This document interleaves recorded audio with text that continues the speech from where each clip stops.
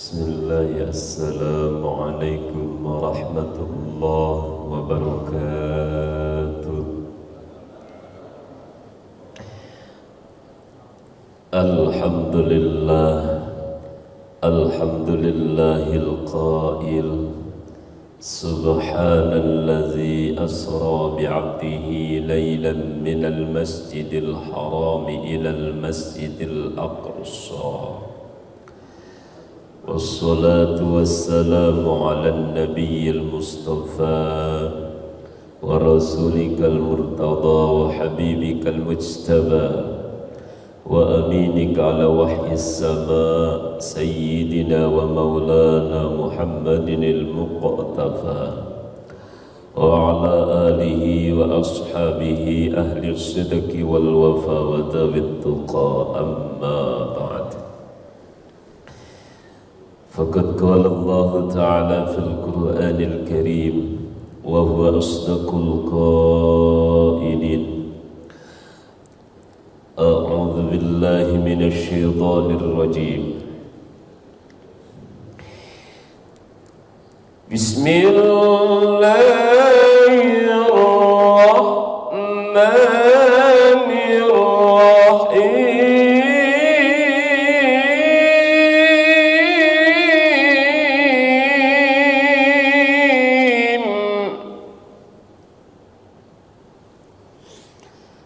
Qul inna salati wa nusuki wa mahyaya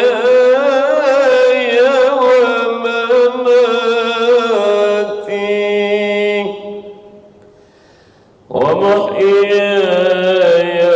mamati lillahi rabbil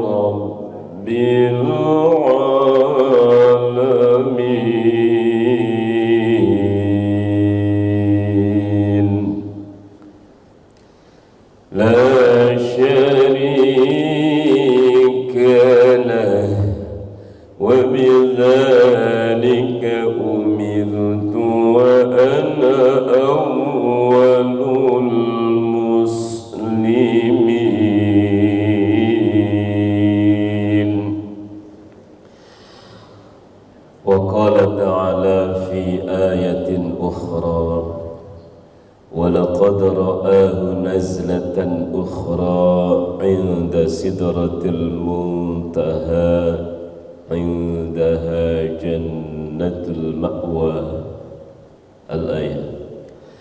وَلِذَلِكَ قَالَ النَّبِيُّ صلى الله عليه وسلم الصلاة معراج المؤمنين. وقال أيضا أول ما يحاسب به العبد يوم القيامة صلاته فإن صلحت صلح سائر عمله وإن فسدت فسد سائر عمله.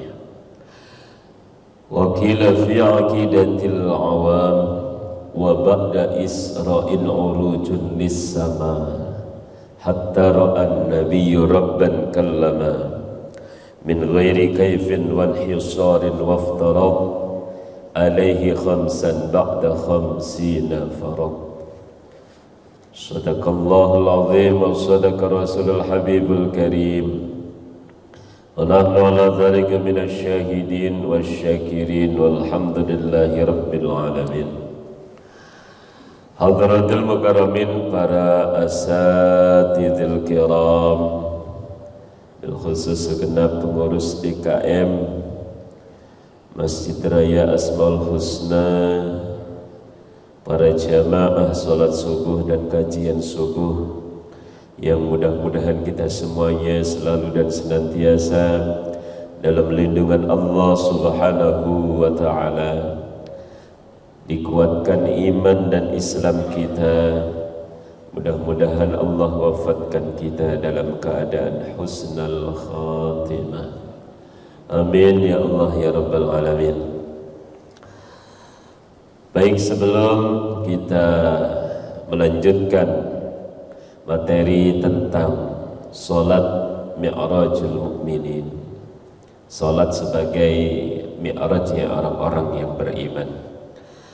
Alangkah lebih baiknya majelis ilmi ini kita awali dengan pembacaan salawat minta keberkahan di bulan Rajab dan juga minta keberkahan di bulan Sya'ban, serta mudah-mudahan Allah sampaikan umur kita berjumpa dengan bulan Ramadan.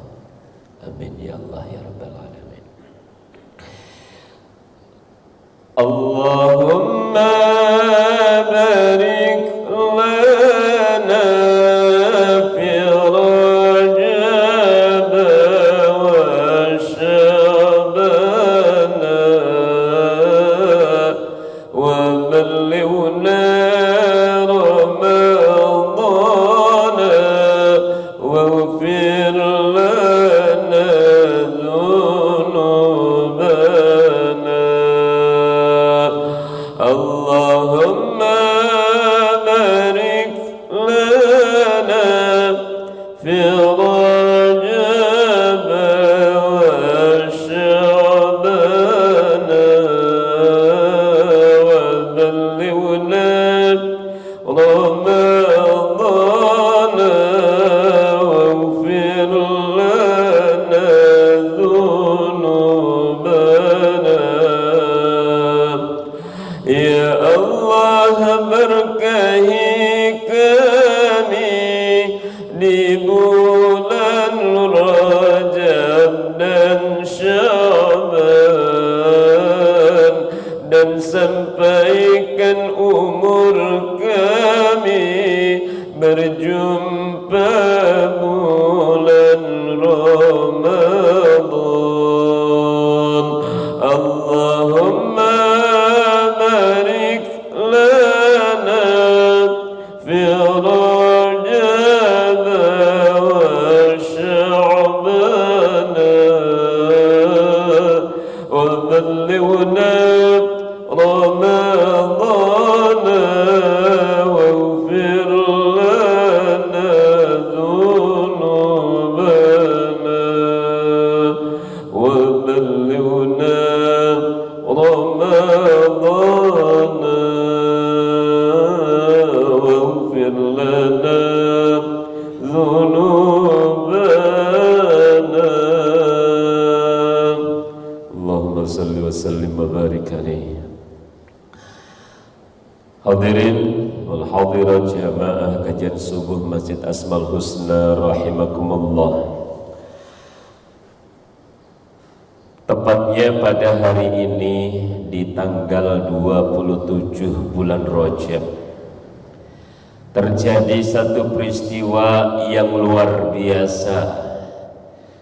Peristiwa di luar nalar manusia, peristiwa yang tidak bisa diterima oleh logika, tetapi peristiwa ini akan sangat diterima dengan keimanan yang mantap, yakni peristiwa Isra wal Mi'raj Nabi besar Muhammad sallallahu alaihi wasallam.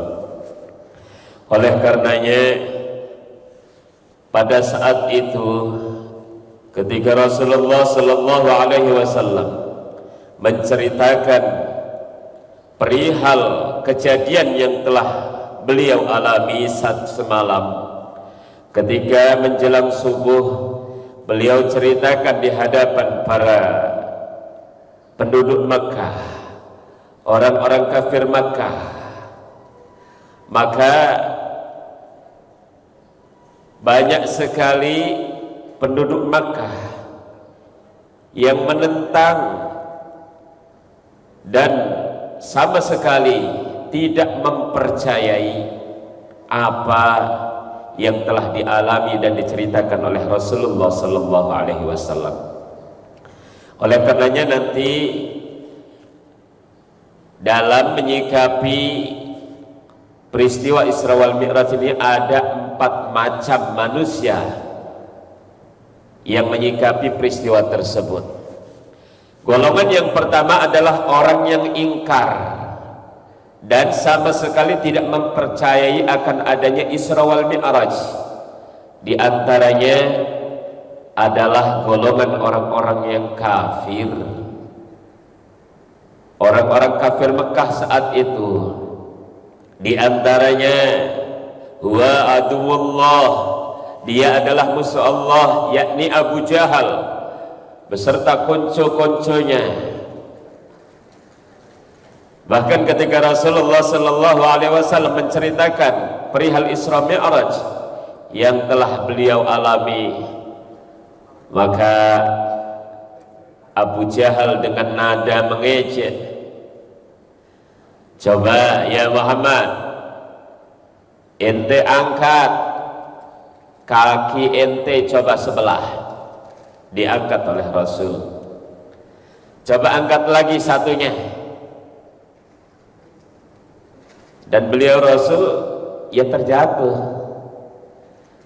dengan nada mengejek dan ketawa terbahak-bahak. Abu Jahal, mat ente cerita habis melakukan perjalanan dari Masjidil Haram ke Masjidil Aqsa, dari Mekah ke Palestina, terus naik ke langit ketujuh, terus balik lagi sampai di sini. Sedangkan ente ngangkat kaki dua aja kagak bisa, ente jatuh.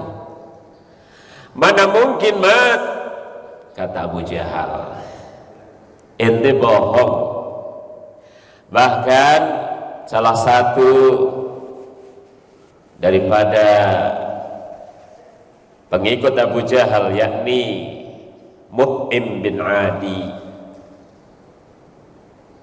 dengan nada mengejek dan menghina Rasul, wahai Muhammad, jika apa yang kau ceritakan ini benar, karena menurut kebiasaan kami, orang-orang Mekah ini adalah orang yang sering pulang pergi dari Mekah ke Palestina dan sudah terbiasa.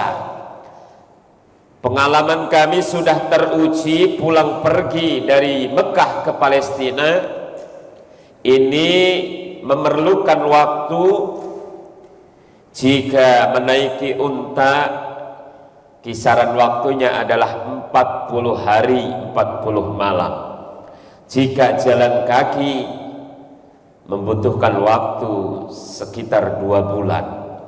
Sedangkan engkau bercerita barusan bahwasanya engkau habis Isra melakukan perjalanan dari Mekah ke Palestina, bahkan sampai naik ke langit ketujuh, dan engkau balik lagi di sini. Maka Mut'im bin Adi dengan nada mengejek, anta kadzab ya Muhammad, ente bohong wahai Muhammad, bohong, kami tidak percaya ya. Nah, ini golongan yang pertama yang tidak percaya dan tidak beriman akan adanya Isra wal Mi'raj. Kemudian golongan yang kedua, ada yang menyikapi dan meyakini daripada peristiwa Isra wal Mi'raj ini beliau Rasulullah Isra dan Mi'rajnya lewat mimpi, dan ini ditentang oleh mayoritas ulama ya, oleh mayoritas ulama. Bahkan di dalam syair, di dalam kitab yang dikarang oleh Syekh Nawawi, di sana ada syair indah yang luar biasa yang berbunyi, lam yahtalim qattu taha mutlaqan abadan wa mata sa'aba aslam fi madaz zamani. Rasul Kanjeng Nabi itu tidak pernah bermimpi yang macam-macam selain atas perintah Allah Subhanahu wa ta'ala. Dan perihal golongan yang meyakini bahwasanya Rasul Isra dan Mi'raj ini lewat mimpi, ini ditolak oleh mayoritas ulama. Kemudian golongan yang ketiga, Rasul Kanjeng Nabi Isra dan Mi'raj ini melalui ruhnya saja, melalui ruhnya saja. Dan ini pun ditolak oleh pendapat Kiai Haji Sirajuddin Abbas dalam bukunya 40 Masalah Agama sebagai fondasi daripada akidah ahli sunnah wal jamaah, yang mana dijelaskan dalam ayat, yakni dengan menggunakan lafaz bi'abdihi. Yang namanya abdun artinya yaitu gabungan antara jasad dan ruh. Abdun, seorang hamba, manusia, adalah gabungan daripada jasad dan ruh. Dan kemudian golongan yang keempat adalah golongan yang meyakini dengan sebenar-benarnya. Golongan tersebut pada zaman Rasul diantaranya adalah sahabat Abu Bakar As-Siddiq. Ketika Rasulullah menceritakan apa yang telah beliau alami barusan, Abu Bakar As-Siddiq dengan lantang, sekalipun apa yang diceritakan Nabi Muhammad lebih daripada itu, aku sangat percaya dengan apa yang diucapkan oleh Nabi Muhammad sallallahu alaihi wasallam. Makanya pantas dan wajar Abu Bakar diberi gelar As-Siddiq, orang yang paling mempercayai Rasulullah sallallahu alaihi wasallam. Di antaranya setelah beliau Rasul mengalami peristiwa Isra wal Mi'raj Nabi besar Muhammad sallallahu alaihi wasallam. Dan poin pentingnya, barang siapa yang mengingkari daripada peristiwa Isra, faqad kafara. Man ankaral Isra'a faqad kafara. Barang siapa yang mengingkari peristiwa Isra, maka dia telah menjadi kafir. Karena mengapa? Karena ayat Isra ini jelas terdapat di dalam surat Al-Isra, khususnya ayat 1 yang berbunyi, a'udzu billahi minasyaitonir rajim, subhanalladzi asra bi'abdihi lailan minal masjidil harami ilal masjidil aqsa alladzi barakna haulahu linuriyahu min ayatina innahu huwas sami'ul basir. Al-ayat. Jadi ayat tentang Isra ini jelas. Oleh karenanya barang siapa yang mengingkari peristiwa Isra, maka sungguh dia telah menjadi kafir. Bagaimana dia tidak menjadi kafir? Sedangkan di dalam ayat Al-Quran sudah tertera dan tertulis jelas. Jangankan 30 juz, jangankan 114 surat, jangankan ibaratnya satu ayat, satu huruf pun kita tidak mengimani apa yang ada di dalam Al-Quran sebagai kalam Allah al-munazzal ala Muhammadin sallallahu alaihi wasallam al-muta'abbad bitilawatihi. Al-Quran sebagai kalam Allah yang diturunkan kepada kanjeng Nabi Muhammad sallallahu alaihi wasallam, yang mana dianggap ibadah kita membaca Al-Quran, dan Al-Quran diturunkan secara mutawatir. Al-mabdu bi suratil Fatihah wal makhtum bi suratin Nas. Al-Quran yang diawali dengan surat Al-Fatihah dan diakhiri dengan surat An-Nas, ini tidak ada keraguan-raguan di dalamnya. La raiba fih, tidak ada keraguan-raguan di dalamnya, tidak ada yang dipalsukan, bahkan satu huruf pun tidak. Oleh karenanya penting bagi kita untuk meyakini apa yang ada di dalam Al-Quran itu adalah murni firman Allah subhanahu wa ta'ala. Hadirin jamaah kajian subuh Masjid Asmaul Husna rahimakumullah. Sebelum lebih lanjut membahas masalah Mi'raj, salat sebagai Mi'rajnya orang-orang yang beriman. Jadi peristiwa Isra wal Mi'raj ini ada sebab musababnya, ada sebab yang melatar belakangi terjadinya peristiwa ini.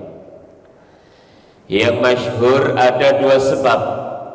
Sebab yang pertama yaitu dikarenakan Rasulullah sallallahu alaihi wasallam sebelum peristiwa Isra tersebut, Rasul dalam keadaan berduka cita, dalam keadaan bersedih, karena beliau Rasul setelah ditinggal dua orang yang dicintai Rasul, dua orang yang sangat menyayangi Rasul, dua orang yang sangat melindungi Rasul. Yang pertama adalah istri beliau, Siti Khadijah Al-Kubra, yang mana Masya Allah ketika sebelum menikah dengan kanjeng Nabi, Siti Khadijah adalah merupakan wanita kaya raya di kota Mekah. Tetapi apa? Setelah beliau hendak wafat, beliau tidak punya satu kain kafan yang utuh untuk menutupi seluruh tubuh Siti Khadijah. Bahkan beliau sempat berucap untuk mendukung dakwah Rasul, "Ya Muhammad, ya Rasulullah, andai engkau membutuhkan tubuhku untuk menjadi jembatan untuk dakwahmu, maka aku ikhlaskan tubuhku menjadi jembatan untuk dakwah Islam." Masya Allah. Nah, kemudian yang kedua adalah pamannya yang bernama Abu Thalib. Abu Thalib, ayahanda daripada Sayyidina Ali bin Abi Thalib.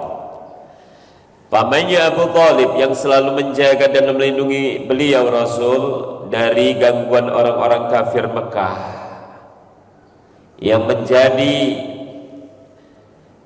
garda terdepan untuk melindungi Rasulullah. Beliau meninggal dunia, dan oleh karenanya tahun tersebut disebut dengan Amul Huzn, tahun duka cita, tahun kesedihan yang dialami oleh Rasul karena ditinggal dua orang yang sangat berarti dalam hidup Rasul, dalam sejarah Islam, dalam perjuangan dakwah Rasul. Dan sebab yang kedua di dalam kitab Durratun Nasihin, bahwasanya terjadinya Isra wal Mi'raj ini karena ada sebab perdebatan antara langit dan bumi. Perdebatan antara langit dan bumi. Apa kata bumi? Jadi bumi dan langit ini saling berdebat, ya. Apa kata bumi? Langit, ana khairun minki, saya lebih baik dari ente. Kenapa? Karena di ane ada segala macam, yaitu di ane ada gunung-gunung, ada pepohonan, ada lautan, ada bangunan-bangunan indah. Kata langit, di ane juga banyak yang model gitu mah. Di ane tuh lihat, ada bulan, ada bintang, ada matahari, ada sungai-sungai di dalam surga. Di ane, di surga ada arwahnya para nabi, ada arwahnya para orang soleh. Di ane, kata langit. Di ane ada yang namanya Baitul Ma'mur, tempat tawafnya para malaikat, tidak pernah berhenti barang satu detik pun di dalam Baitul Ma'mur. Bumi tidak mau kalah. Di Ane juga ada, yaitu Baitullah. Di sana tempat tawafnya orang-orang saleh, orang yang sedang haji ataupun umroh. Di Baitullah adanya di Mekah, dan di Mekah tersebut ada Sayyidul Mursalin, Sayyidul Anbiya wal Mursalin, ada yaitu rajanya para nabi dan para rasul, yakni Nabi Muhammad sallallahu alaihi wasallam. Bahkan kalau tidak ada Nabi Muhammad, Allah subhanahu wa ta'ala berfirman dalam salah satu hadis qudsinya, laulaka ya Muhammad lama khuliqal aflak. Andai saja tidak ada engkau ya Muhammad, maka tidak aku ciptakan isi alam semesta ini. Ada di Ane, kata bumi. Maka dari perdebatan itu, langit meminta dan berdoa kepada Allah untuk mengundang yang namanya Nabi Muhammad untuk bisa naik ke atas langit. Dan dalam peristiwa Isra wal Mi'raj, Nabi Muhammad sallallahu alaihi wasallam lewat peristiwa Isra wal Mi'raj, Nabi diperjalankan pada satu malam, yaitu ba'da Isya, ketika Rasulullah sallallahu alaihi wasallam di dalam kisah kitab Dardir, yaitu ketika Rasul sedang berada atau tidur-tiduran ba'da Isya di Hijr Ismail, ditemani dengan dua orang, yaitu saudaranya yang bernama Sayyidina Ja'far dan Sayyidina Hamzah. Maka tiba-tiba datang malaikat Jibril dan malaikat Mikail, kemudian membawa Rasulullah hingga mendekati sumur Zamzam, hatta ja'u bihi zamzama, sehingga para malaikat membawa kanjeng Nabi mendekati sumur Zamzam untuk dibasuh, dicuci hatinya, diisi dan dipenuhi dengan keimanan, dengan keislaman, dengan sifat aris, dengan keyakinan. Dan kemudian dalam beberapa riwayat Rasulullah sallallahu alaihi wasallam ini sering dibawa oleh malaikat Jibril untuk dibasuh, untuk dibuka hatinya, dicuci dengan air Zam-zam. Oleh karenanya dalam syariat Islam, ketika kita hendak menghadap Allah khususnya lewat salat, maka diharuskan bagi kita untuk berwudu, bukan hanya membersihkan daripada najis yang bersifat zahir, tetapi yang lebih penting dan urgen adalah membersihkan penyakit-penyakit yang bersifat batin. Kemudian Rasulullah sallallahu alaihi wasallam diisrakan. Isra itu adalah perjalanan Rasulullah di malam hari dari Masjidil Haram ke Masjidil Aqsa, ya, dari Masjidil Haram ke Masjidil Aqsa, ya. Kalau digambarkan, Isra dan Mi'raj ini seperti segitiga yang saling berhubungan erat. Di dalam ayat Allah SWT berfirman, duribat alaihimudz zillatu wal maskanatu aynama thukifu illa bihablim minallah wa hablim minan nas.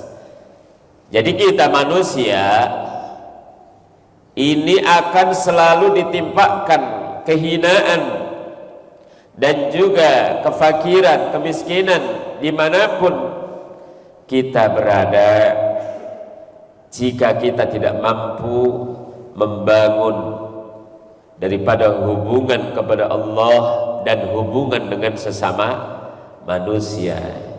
Jadi Isra ini adalah hablum minan nas, hubungan yang bersifat horizontal, hablum minan nas ya. Isra Kanjeng Nabi dari Masjidil Haram ke Masjidil Aqsa, ini juga menjadi pelajaran bagi kita. Artinya kita dianjurkan untuk memperbanyak Isra, memperbanyak kita mendatangi masjid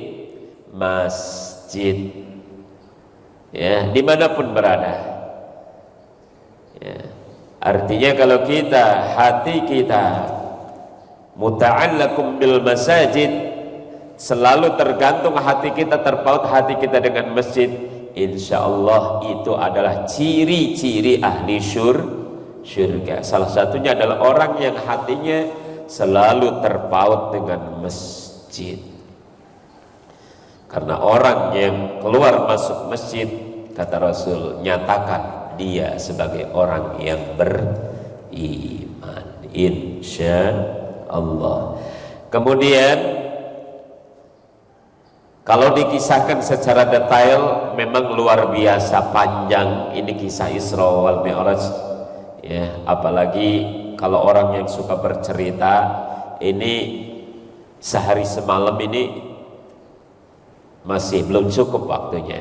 Kalau mau detail dari awal sampai akhir dalam kitab Ad-Dardir ya, itu luar biasa detail dijelaskan kisah Isra wal Mi'raj dari awal hingga akhir. Jadi singkatnya saja, globalnya saja, ketika Rasulullah Shallallahu Alaihi Wasallam ini sudah sampai yaitu ke Masjidil Aqsa dan beliau sholat di Masjidil Aqsa ya, di Masjidil Aqsa. Kalau kita lihat di Masjidil Aqsa itu ada dua masjid. Ada masjid yang kubahnya kuning berwarna emas, ada masjid yang seperti tidak ada warna atau catnya. Nah, yang kubahnya kuning itu yang tidak berwarna itu adalah Masjidil Aqsa. Yang kubahnya kuning itu adalah dulu ketika Rasulullah SAW sebelum Mi'raj ke atas langit, beliau sholat dulu 2 rakaat. Beliau menjadi imam dan para nabi, para malaikat menjadi makmum. Dan pijakan batu yang diinjak oleh Nabi ketika sholat 2 rakaat di situ, itu peninggalannya masih ada. Dan konon katanya batu tersebut ingin selalu terbang. Batunya terbang. Karena apa? Karena pengen ngikut Rasulullah ketika Mi'raj ke atas langit. Dan batu tersebut ada di, kalau dalam bahasa sekarang, di lantai bawah, diikat dengan tali. Tetapi subhanallah, konon katanya batu tersebut sangat wangi luar biasa. Kenapa batu tersebut sangat wangi? Karena ketika Rasulullah hendak Mi'raj ke atas langit, ada beberapa rambut atau bulu Rasul yang jatuh ke sela-sela batu tersebut dan menyebabkan wanginya luar biasa. Masya Allah. Rambutnya Rasul, bahkan keringatnya Rasulullah itu lebih wangi daripada minyak misik ataupun kasturi. Masya Allah. Ada riwayat ketika ibunya sahabat Anas bin Malik, ketika Rasulullah beristirahat, beliau pernah menyiapkan satu tempat kayak semacam baskom sengaja untuk mewadahi keringat Rasul yang jatuh saat beristirahat, diwadahi, diambil. Gak lama Rasulullah terbangun. Wahai ibu Anas, apa yang engkau lakukan? Punten Rasul, saya sedang mewadahi tetesan keringat Rasul. Buat apa? Untuk dijadikan bibit parfum. Coba kalau ini dipraktekkan oleh ibu-ibu yang solehah, ketika suami ibu tertidur pulas, coba ambil tempat atau dilap keringat suami ibu, bedakan rasanya, apakah seperti kasturi ataupun sebaliknya. Masya Allah. Dan langsung ke peristiwa Mi'raj, dari Isra, perjalanan Rasul di malam hari dari Masjidil Haram ke Masjidil Aqsa. Kemudian Rasul Mi'raj, ya, Mi'raj dari Palestina, dari Masjidil Aqsa tersebut, dari batu yang tadi diceritakan. Rasul Mi'raj, ya, perjalanan Rasul dari Mekah ke Palestina. Ini Rasul menaiki yang namanya buraq. Buraq itu diambil dari kata barqun, yang berarti kilat. Jadi buraq ini adalah salah satu hewan yang berada di surga, ya, yang mempunyai kecepatan secepat kilat. Sejauh mata memandang, buraq sudah sampai ke tempat tersebut. Ya. Dan kakinya ini elastis.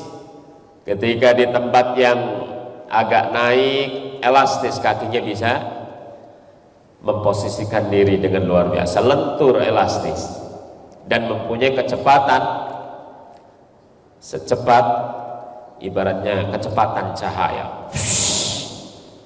mengalahkan pesawat-pesawat yang modern saat ini. Nah, jadi buraq tersebut adalah salah hewan yang ada di surga. Dan di keningnya buraq ini semuanya bertuliskan Muhammad. Muhammad. Semua tulisannya adalah Muhammad. Nah, konon katanya buraq yang dipilih menjadi tunggangannya Kanjeng Nabi dalam peristiwa Isra Mi'raj ini adalah buraq yang kurus, krempeng, nggak mau makan, nggak mau minum. Ketika ditanya oleh malaikat Jibril, kenapa buraq kamu nggak mau makan, nggak mau minum, sedangkan teman-temanmu di ibaratnya taman surga sedang enak makan, enak minum, semuanya badannya gemuk, tetapi buraq yang ini kurus kering. Ternyata menahan rindu untuk berjumpa dengan Nabi Muhammad sallallahu alaihi wasallam. Maka buraq tersebutlah yang dipilih untuk menjadi tunggangannya Kanjeng Nabi. Nah, kemudian Kanjeng Nabi Mi'raj dari Palestina, dari Masjidil Aqsa, naik ke langit pertama, bertemu dengan Nabiullah Adam alaihissalam, terus ketemu dengan Nabi Idris alaihissalam, terus ketemu dengan Nabi Yahya langit ketiga, terus ketemu dengan Nabi Ismail alaihissalam, terus di langit kelima ketemu dengan Nabi Harun, di langit keenam ketemu dengan Kanjeng Nabi Musa, di langit ketujuh ketemu dengan kakeknya yaitu Nabiullah Ibrahim Khalilullah. Dan setelah di langit ketujuh, malaikat Jibril dan malaikat Mikail ini pamit undur diri. Pamit undur diri. Kenapa? Karena dari alam bumi lewat Isra tadi merupakan alam nasut, alam manusia, kemudian langit, alam malakut untuk alam para malaikat, kemudian setelah langit ketujuh menuju Sidratil Muntaha, menuju Rafrafil Akhdar, maka malaikat Jibril pamit. Ya, padahal Kanjeng Nabi pengen selalu ditemenin. Ya, jadi malaikat Jibril ini adalah selain sahabat, beliau juga gurunya Kanjeng Nabi, walaupun secara derajat dan juga ibaratnya pangkat ya jelas lebih tinggi Nabi kita Muhammad Sallallahu Alaihi Wasallam, tetapi artinya selain teman, beliau guru yang selalu memberikan kabar dan juga berita dan juga perintah dari Allah. Nah, kemudian malaikat Jibril dan malaikat Mikail tidak mampu untuk mengikuti beliau Rasul. Kanjeng Nabi mendapatkan izin untuk langsung ke Sidratul Muntaha, kemudian ke Rafrafil Akhdar. Disitulah Rasulullah Sallallahu Alaihi Wasallam mengucapkan salam, yaitu salam penghormatan yang sering kita baca di dalam salat. At-tahiyyatul mubarakatus salawatul thayyibatul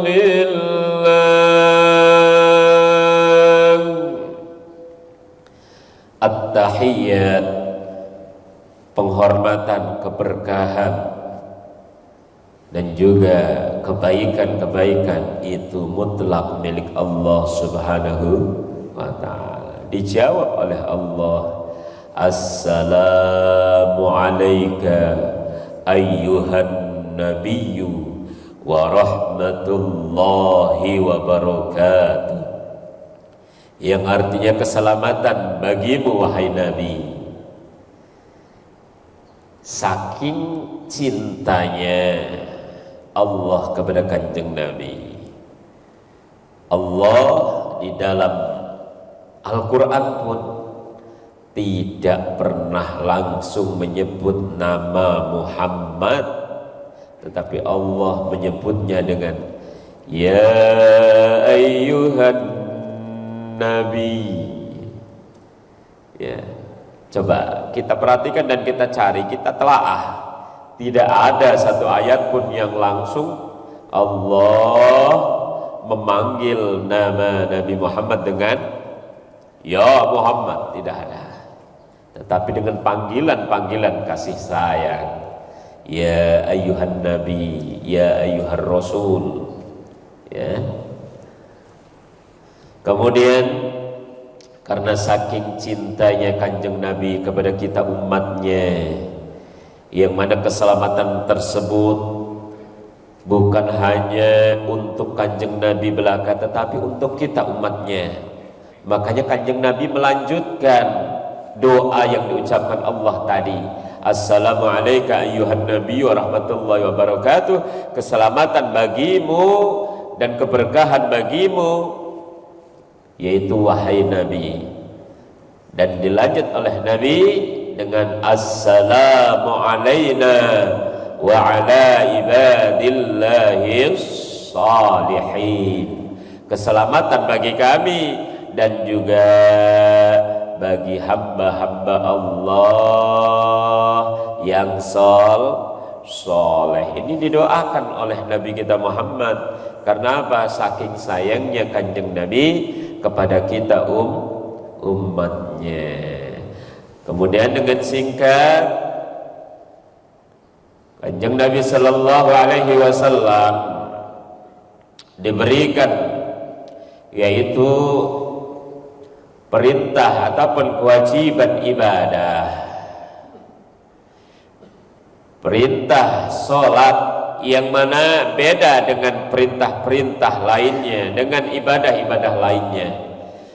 Kalau Allah memerintahkan kepada Nabi dan umatnya, yaitu dengan ibadah puasa, dengan ibadah haji, dengan zakat, Allah firmankan di dalam Al-Quran. Tetapi khusus ketika Allah memberikan kewajiban perintah sholat, Allah undang langsung Kanjeng Nabi untuk bertemu menghadap Allah Subhanahu wa ta'ala. Allah berikan di awal yaitu 50 waktu sebagai kewajiban bagi Kanjeng Nabi dan kita umatnya. 50 waktu. Bayangin jamaah sekalian, 50 waktu. Kalau saat itu belum ada pengurangan 50 waktu baru beres sholat, jeda 5 menit sholat lagi, baru beres naruh peci 5 menit sholat lagi. Masya, kira-kira bisa? Waduh, nggak sempet ngapa-ngapain ya. Akhirnya ketika Kanjeng Nabi turun melewati langit ke-7, langit ke-6, yaitu langit ke-6 ada Nabiullah Musa kalimullah. Ditanya oleh Kanjeng Nabi Musa, ya Muhammad, ya, wahai Muhammad, apa yang telah Allah berikan kepadamu dan umatmu? Kata Kanjeng Nabi, sholat 50 waktu. Kemudian Kanjeng Nabi Musa langsung, ya Muhammad, irji' ila rabbik fas'alhu at-takhfif. Ya Muhammad, kembali kepada Tuhanmu, minta keringanan. Kenapa? Dikarenakan umatmu tidak akan kuat. Umatku saja Bani Israel yang diberikan kewajiban ibadah seminggu sekali di hari Sabtu, itu banyak yang terlena dan tergoda. Saat itu Allah uji umat Bani Israel di hari Sabtu dengan banyaknya ikan, ketika Bani Israel ibaratnya senang ataupun memang usahanya di laut atau mencari ikan. Pas hari Sabtu banyak aja ikannya, ya, makanya lupa ibadah kepada Allah. Oleh karenanya langsung diazab, kunu kirodatan khasiin, ya, menjadi kera-kera yang hina. Kemudian Kanjeng Nabi Musa menyuruh Kanjeng Nabi Muhammad untuk balik lagi menghadap Allah, minta keringanan, dikarenakan umatmu tidak akan kuat. Li'anna ummataka la tutik, umatmu tidak akan kuat sholat 50 waktu. Umatmu melembek, loyo, badannya kecil, posturnya lemah segala-galanya. Balik lagi. Akhirnya Kanjeng Nabi Muhammad menuruti atas perintah Kanjeng Nabi Musa. Ketika ditanya berapa jadinya, 45, balik lagi. Jadinya berapa? 40, balik lagi. 9 kali Kanjeng Nabi Muhammad bulak balik, dikurangi 5, dan akhirnya menjadi 5 waktu. Pas terakhir jadi 5 waktu, ditanya lagi oleh Nabi Musa, Mat, udah berapa jadinya? 5 waktu. Balik lagi. Balik lagi. Umatmu nggak akan kuat. Ya, umatmu nggak akan kuat. Umatmu banyak alasan. Banyakan nonton TV, banyakan baca WA. Banyakan. Pokoknya umatmu nggak akan kuat. Balik lagi. Tapi apa kata Kanjeng Nabi? Sudah wahai Nabi Musa, 5 waktu ini insya Allah mudah-mudahan umatku mampu melaksanakan. Saya malu kalau bolak-balik terus. Malu, ini udah tinggal 5 waktu dari 50 waktu. Tapi Kanjeng Nabi Musa terus saja nyuruhnya, ya, suruh balik lagi menghadap Allah. Tapi Kanjeng Nabi merasa malu, ya. Mudah-mudahan 5 waktu ini saya dan umatku mampu melaksanakan. Dan 5 waktu ini insya Allah pahalanya tidak kurang daripada 50 waktu, karena satu waktunya dikalikan 10. Satu kebaikan akan dibalas dengan 10 kali lipat insya Allah. Hadirin jamaah rahimakumullah, salat sebagai mi'rajnya orang-orang yang beriman. Ketika kita hendak berkomunikasi dengan Allah Subhanahu wa ta'ala, khususnya melalui salat, maka penting bagi kita untuk menghadapkan jasad dan hati kita. Menghadap siapa? Lillazi fataras samawati wal ard. Menghadap Allah, yaitu yang telah menciptakan langit dan bumi. Dan hilangkan dalam diri kita, wa ma ana minal musyrikin. Buangkan dalam hati kita, yaitu jauhkan dalam diri kita, dalam hati kita, bahwasanya saya bukan orang-orang yang menyekutukan Allah. Orang yang menyekutukan Allah bukan hanya saja dia yang menyembah berhala, menyembah patung, ya, itu yang sifat zahirnya, itu yang kelihatannya doang. Tetapi ternyata orang yang menyekutukan Allah itu kompleks, luas cakupannya. Misal ketika kita punya mobil baru, lagi seneng-senengnya sama mobil baru, dicuci, dilap-lap sama kita, datang waktu azan, Allahu Akbar, Allahu Akbar, Allahu Akbar,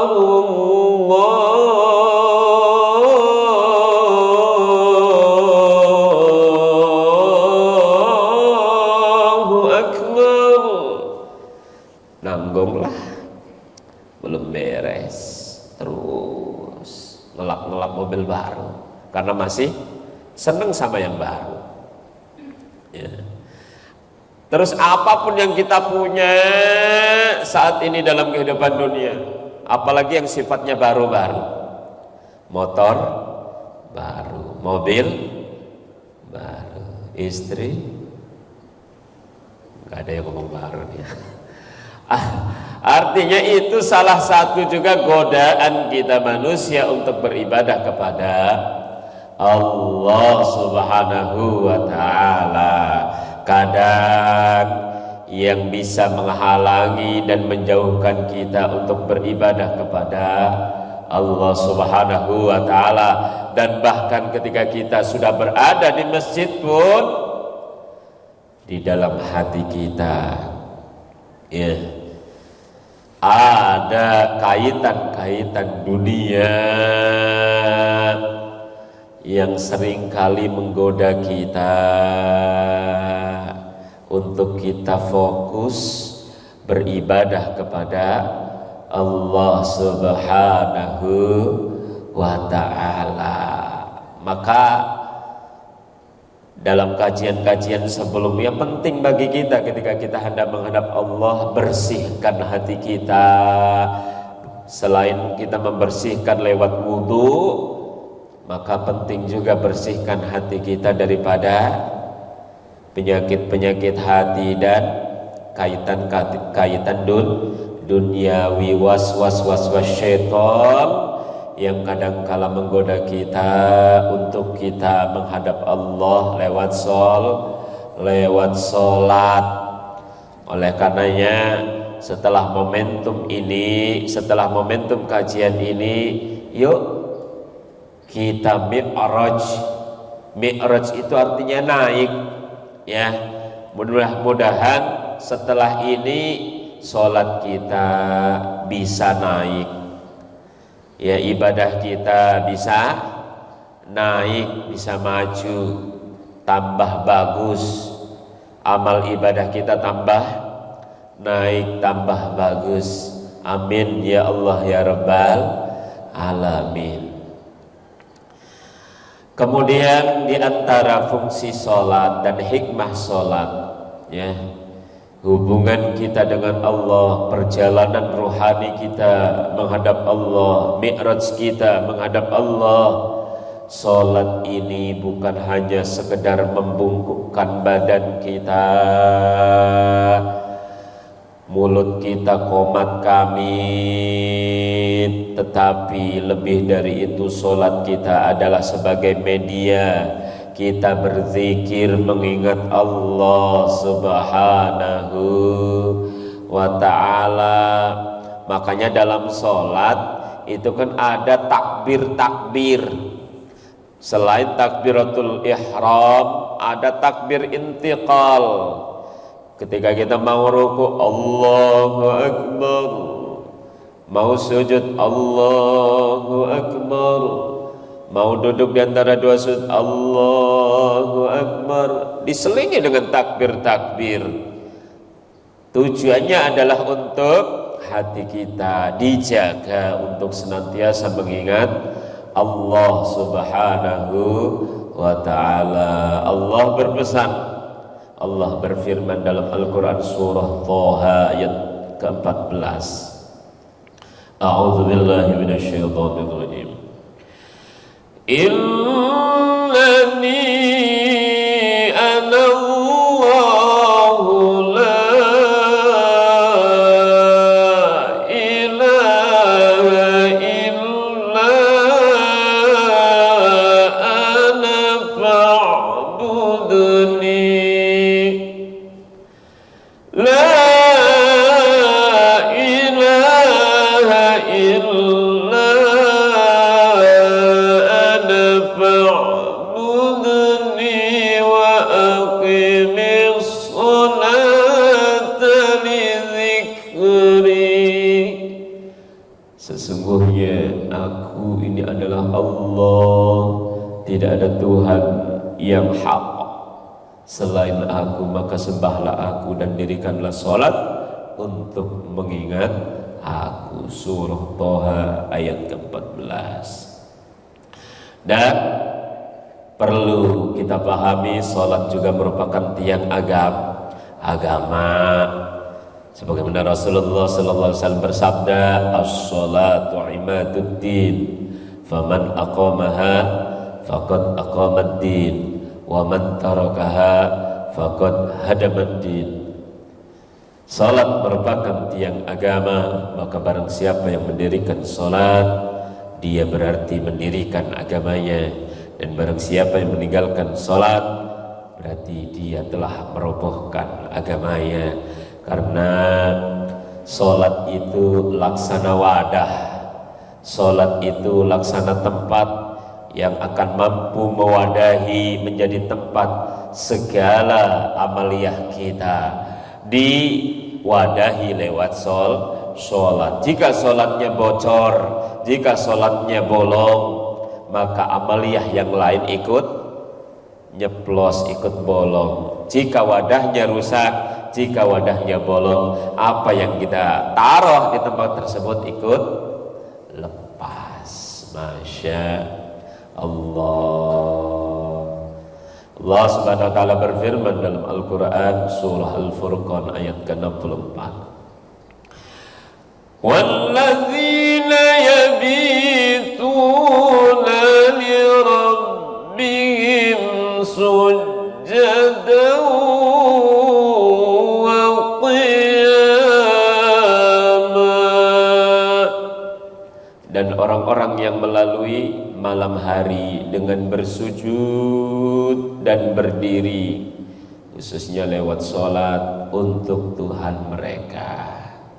Mudah-mudahan kita mampu melaksanakannya secara istiqamah hingga akhir hayat kita, wafat dengan husnul timah insya Allah. Dan jadikan sholat sebagai penolong kita, sumber kekuatan, sebagai inner power, kekuatan dalam diri kita untuk kita mengaplikasikan segala amaliyah kita dalam kehidupan sehari-hari, yaitu inner powernya adalah sholat kita, dan nilai sholat kita aplikasikan dalam kehidupan sehari-hari sehingga amaliyah kita selalu terarah, ya, yaitu atas perintah Allah dan juga atas larangan Allah Subhanahu wa taala. Allah Subhanahu wa taala berfirman, yang mana menjadikan sholat sebagai sumber segala kekuatan dan penolong bagi kita. Surah Al-Baqarah ayat yang ke-45. A'udzubillahi minasyaitonirrajim. Wasta'inu bis-sabri was-salah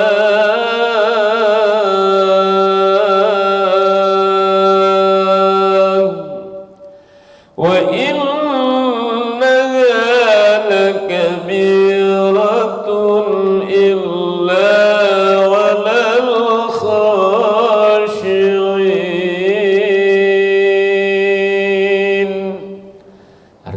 jadikanlah sabar dan sholat sebagai penolongmu, dan sesungguhnya yang demikian itu sungguh berat kecuali bagi orang-orang yang khusyuk. Mudah-mudahan setelah kita melewati kajian demi kajian, baik di masjid ini ataupun di majelis-majelis lain, mudah-mudahan kita sudah mampu menerapkan sholat khusyuk, yakni hati kita hadirkan, yaitu menghadirkan Allah Subhanahu wa taala dengan salah satu rukun ihsan, anta'budallah ka'annaka tarah fa in lam takun tarah fa innahu yarak. Kita beribadah kepada Allah diantaranya lewat salat, seolah-olah kita melihat Allah. Sekalipun kita belum mampu, maka yakinlah Allah maha melihat kita.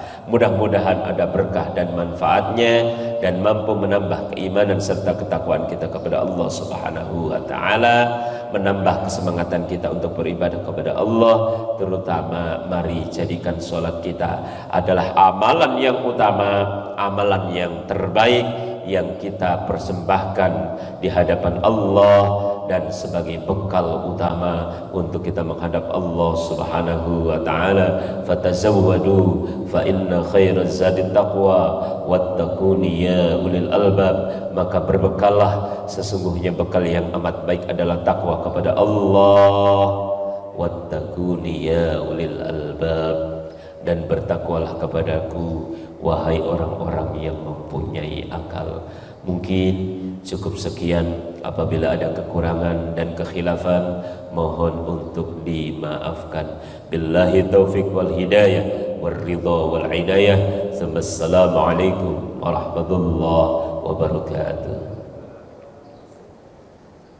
Sebelum ditutup doa, apakah ada pertanyaan?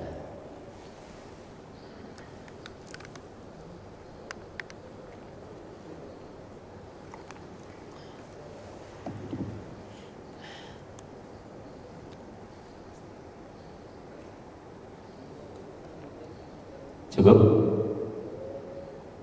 Cukup? Ya. Baik, kalau memang tidak ada yang bertanya,